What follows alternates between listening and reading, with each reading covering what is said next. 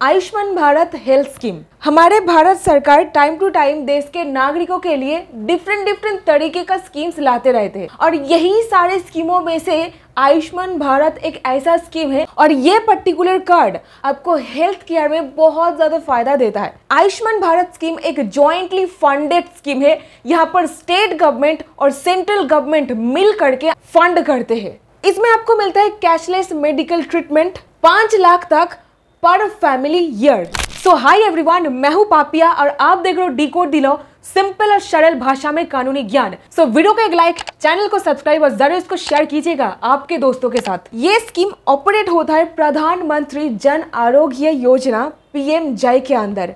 सरकार का ये दावा है कि ये पूरे विश्व की सबसे बड़ी हेल्थ इंश्योरेंस स्कीम में से एक है और यहीं पर अभी आयुष्मान भारत हेल्थ कार्ड के अंदर मिलने वाले बेनिफिट्स को एक्सपेंड किया गया है।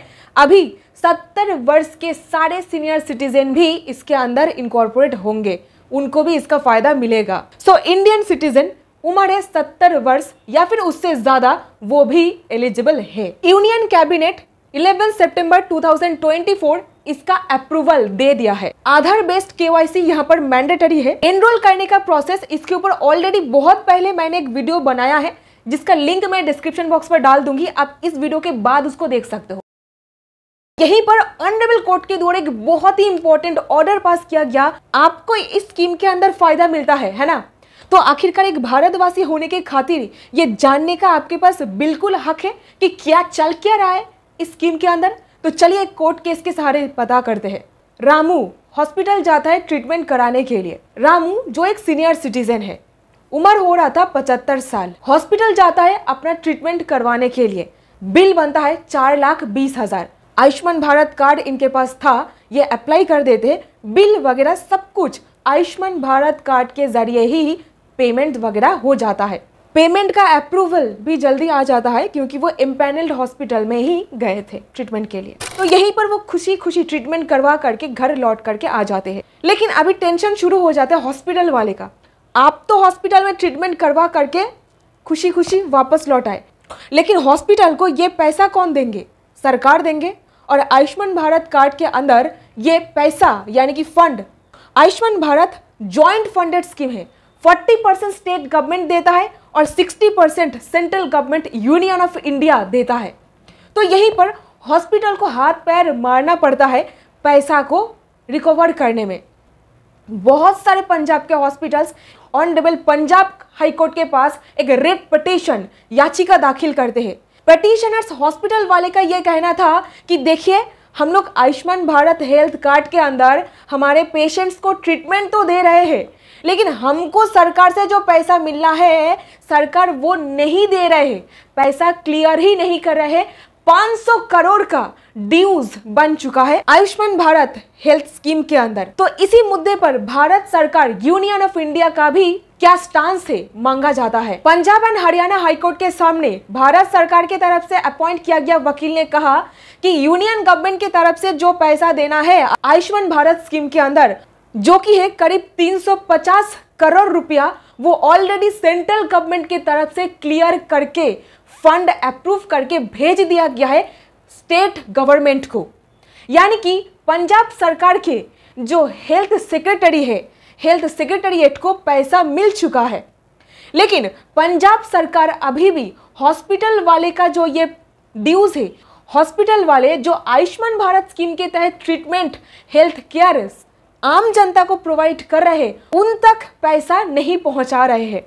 और यहीं पर एक और चीज सामने आया कि 500 करोड़ का धनराशि ड्यू पड़ा हुआ है जो हॉस्पिटल वाले को मिलना है।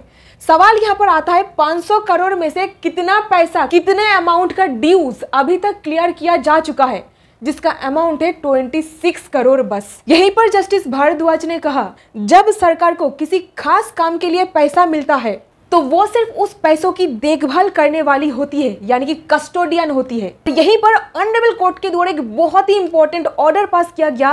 बड़े बड़े जो ऑफिसर्स है पंजाब हेल्थ डिपार्टमेंट के अंदर, उनके सैलरी और पंजाब हेल्थ सेक्रेटरी के सैलरी को अटैच कर देते हैं, यानी कि जब्त कर देते हैं, फंड मिलने के बाद भी उसको रिलीज ना करने के वजह से। नंबर 2, जस्टिस भारद्वाज ने कहा उस पैसे को असली हकदार लोगों तक पहुंचाना सरकार का फर्ज है। सरकार ना तो उस पैसों को अपने पास रख सकती है और तो और ना ही उस ग्रांट का गलत इस्तेमाल कर सकती है और ना ही लोगों को कोर्ट केस का चक्कर कटवा सकती है। पैसा मिलने के लिए आप कोर्ट जाओ, केस लड़ो, असली हकदार के नुकसान पर। तो दोस्तों अभी आप बताओ असली हकदार यहाँ पर कौन है? ये एक चेन सिस्टम में काम करता है, जरा देखिए कैसे। सबसे पहले मान लीजिए आपको कोई बीमारी हुई है, आप जाओगे हॉस्पिटल, ट्रीटमेंट करवाओगे, आपके पास कार्ड मौजूद है, कार्ड आप दोगे, कार्ड के द्वारा पेमेंट होगा। पेमेंट कौन करेगा? सरकार करेगा। सो 3 लोग यहाँ पर शामिल है, एक आप, एक हॉस्पिटल वाले जो आपको फायदा दे रहे हैं और एक सरकार, जो सरकार आपका बिल पेमेंट कराए हेल्थ स्कीम के अंदर। तो यहीं पर अगर ये चेन में से कोई एक लोग बिगड़ जाता है तो क्या इसका असली फायदा जनता तक पहुंच पाएगी? तो यहीं पर सरकार को एक बहुत ही ऑर्गेनाइज तरीके से ये हेल्थ इंफ्रास्ट्रक्चर को मजबूत करना है ताकि सरकार के द्वारा आम जनता के लिए लाया गया हेल्थ स्कीमों के बेनिफिट स्मूथली आम जनता तक पहुंच सके। यहीं पर आखिरकार एक सवाल मेरे मन में आ रहा है, जहां पर स्टेट का सरकार और सेंट्रल का सरकार अलग अलग है, वहीं पर ऐसा प्रॉब्लम आखिरकार क्यों दिखाई दे रहा है? मैं कोई पॉलिटिकल वीडियो बनाती नहीं हूं, इस चीज से आपको क्या समझ में आ रहा है? आपका ओपिनियन क्या है, जरा मुझे बताइए। ऑनरेबल हाई कोर्ट के नजर में आया यहाँ पर पैसों का मिस यूटिलाइजेशन हुआ है। जो बेनिफिट एक्चुअल पैसा से मिलना चाहिए, जो चीज के लिए ये पैसा दिया जा रहा है, वो एक्चुअल पर्पस यहाँ पर फुलफिल नहीं किया जा रहा है पंजाब सरकार के द्वारा। आखिरकार जो पर्पस के लिए पैसा आया था वो पर्पस में ये पैसा नहीं लगवा करके कहां पर ये पैसा को इस्तेमाल किया गया है और एक एफिडेविट मांगे। ऑनरेबल हाई कोर्ट यहाँ पर क्लियर करके बोले राज्य सरकार सिर्फ और सिर्फ अपना जो शेयर है वो नहीं दिया है, ऐसा नहीं है, बल्कि जो पैसा सेंट्रल गवर्नमेंट की तरफ से भेजा गया है उसका भी मिस यूटिलाइजेशन किया है। एक्चुअल फायदा जिनको मिलना है उन तक पैसा पहुंचा ही नहीं है। अनलॉफुली पैसा को होल्ड करके रखा है, जबकि ये करने का सरकार का कोई अधिकार नहीं है। तो डिटेल में व्याख्या मांग करके ऑनरेबल हाई कोर्ट ने एक एफिडेविट पेश करने के लिए कहा पंजाब सरकार को। केस टाइटल है Indian medical association Punjab and others versus state of Punjab and others. तो ये है पंजाब सरकार का कुछ हालत आयुष्मान भारत हेल्थ स्कीम के अंदर। तो ये पूरा जो इंफ्रास्ट्रक्चर है और भी ज्यादा इसको स्ट्रिक्टली हैंडल करने का जरूरत है ताकि सरकार के द्वारा लाया गया हेल्थ स्कीमों के फायदे आम जनता तक पहुंच पाए। आयुष्मान भारत हेल्थ कार्ड के लिए एप्लीकेशन प्रोसेस डिटेल में मैं यहाँ पर बता करके रखी हूँ, स्टेप बाय स्टेप यहाँ पर क्लिक करके आप अप्लाई कर सकते हो। So that's it in this video. उम्मीद करते हो आपको इस वीडियो से कुछ ना कुछ वैल्यू मिला है। अगर मिला इसे एक लाइक, चैनल को सब्सक्राइब और इसको शेयर कीजिएगा। बहुत बहुत धन्यवाद आपका।